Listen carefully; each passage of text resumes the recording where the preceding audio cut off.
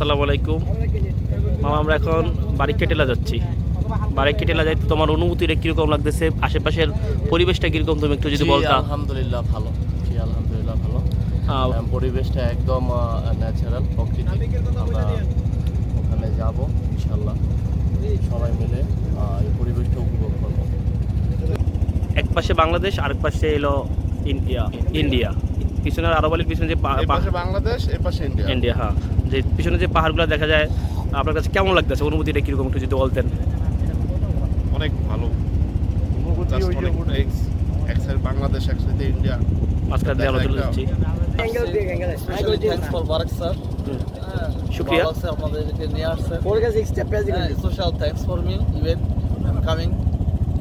খুব ভালো লাগছে, এরিয়াটা খুব সুন্দর।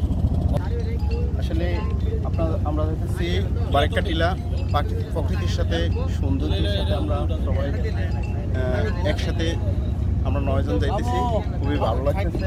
চলে আসছি বারিক্কা টিলা। আপনার অনুভূতি কি স্যার? আমার অনুভূতি হলো, প্রথমে ধন্যবাদ যে আপনার আরব আলী ভাইকে, যে তারা কিন্তু আমাদেরকে এই জায়গায় আনার জন্য উদ্বুদ্ধ করেছেন। তারপরে ফয়সাল, যা দেখতে তাই একটা থেকে একটা বেশি সুন্দর।